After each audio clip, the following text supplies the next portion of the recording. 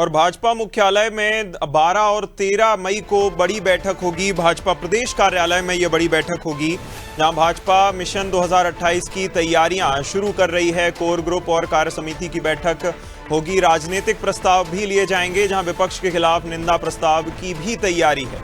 कुशाभाऊ ठाकरे परिसर में यह बैठक होगी। बड़ी खबर, बड़ी जानकारी रायपुर से बता रहे हैं। 12 और 13 मई को भाजपा की बड़ी बैठक होगी। भाजपा मिशन 2028 की तैयारी शुरू करेगी, जहां कोर ग्रुप और कार्य समिति की बैठक होगी। राजनीतिक प्रस्ताव भी पास कराए जाएंगे, जहां विपक्ष के खिलाफ निंदा प्रस्ताव की भी तैयारी है। कुशाभाऊ ठाकरे परिसर में यह बड़ी बैठक होने जा रही है। ज्यादा जानकारी के साथ कुलभूषण लगातार बने हुए हैं। कुलभूषण, देखिए, भाजपा के बारे में कहा जाता है कि वह हर मिनट या फिर हर जो है दिन चुनावी मोड में रहती है। क्या इसी कारण से सीधा सीधा 2.5 साल पहले से बैठकों का दौर शुरू किया जा रहा है? जी, यकीनन तौर पर एक चीज जो साफ है कि भाजपा की जो प्लानिंग होती है वो बहुत ही सटीक होती है।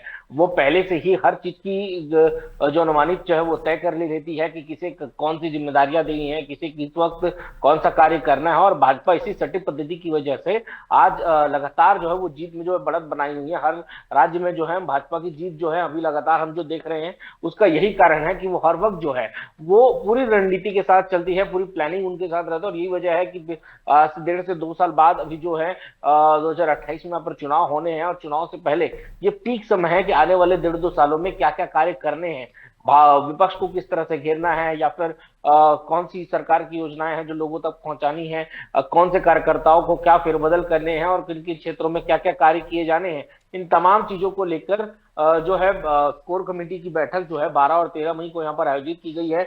ना सिर्फ कोर कमेटी बल्कि कार्य समिति की भी उसके बाद एक बैठक होगी, जिसमें मैं बता दूं कि बैठक में जितने भी राजनीतिक प्रस्ताव हैं, जिस खासतौर पर आने वाले समय में जिस तरह से महिला सशक्तिकरण को लेकर, जिस तरह से नारी जो निंदा प्रस्ताव जो था उसको लेकर आने का था, और उस पर भी चर्चा होगी कि किस तरह आने वाले समय में इसे और ज्यादा भुनाया जा सकता है, जिस तरह आने वाले समय में किस तरह से विपक्ष को उसमें और ज्यादा घेरा सज जा सकता है, इसको लेकर भी वहां पर चर्चा होगी। साथ ही साथ जो कोर कमेटी की जो विशेष तौर पर जो बड़े पदाधिकारी हैं, उनकी वहां पर वो जो बैठक होगी। साथ ही साथ जो मंत्रिमंडल से लेकर जो सभी जिला के जो अध्यक्ष हैं, उनकी भी वहां पर बैठक वहां पर ली जाएगी, ताकि हर जिलेवार में किस किस तरह के कार्यक्रम होने हैं, किस तरह से ज्यादा कार्यकर्ताओं को जोड़ना है, ज्यादा से ज्यादा लोगों को भाजपा के लिए जोड़ना है, और उनकी योजनाओं के बारे में बताना है। इन तमाम चीजों पर जो है वो चर्चा वहां पर होनी है। अब ये देखना ये होगा कि आने वाले समय में ये बैठक कितनी कारगर रहती है,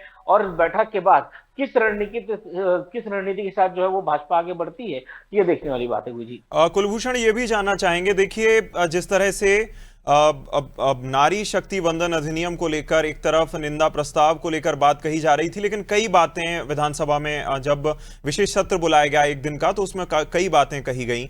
ऐसे में क्या भाजपा और जो है प्रबल तरीके से इस मुद्दे को उठाने के लिए, पुरजोर तरीके से उठाने के लिए भी प्लानिंग कर रही है? क्योंकि इससे पहले भी हम देख चुके हैं कि महिलाओं को लेकर हमेशा से जो भाजपा है वो काफी ज्यादा जो है कठोर तरीके से मुद्दों को उठाती है।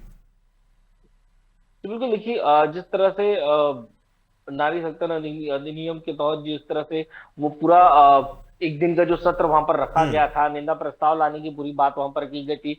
विपक्ष ने भी बहुत तगड़े से जो है वहां पर अपनी बातें वहां पर रखी थी कि 2023 में जो चीजें हो चुकी है उसे 2026 में दोबारा लाने की क्या जरूरत है, क्या उसमें परिसीमन, आखिर क्या उसमें बदलाव होने हैं। उन्होंने परिसीमन की बात वहां पर की थी कि परिसीमन को इसमें पास कराने वाला ये बिल है, ना कि नारी शक्ति अधिनियम का ये बिल है।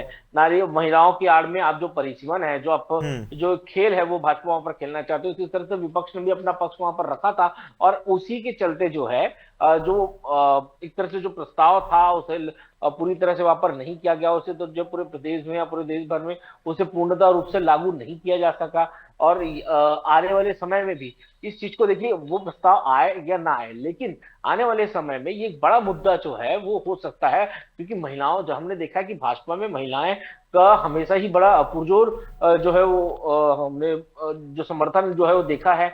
अब सबसे ज्यादा जो वोटिंग जो है वो महिलाओं के द्वारा वहां पर पड़ती है। हमने जो वोट के जो आंकड़े हैं जब भी वोटिंग होती है तो हम जो बूथ स्थल पर है, जो हम जहाँ पर जाते हैं, तो हमने हमेशा देखा है कि हम्म। महिलाओं को, जो भाजपा को सबसे ज्यादा अधिक वोट है वो महिलाओं से ही वहां पर मिलता है।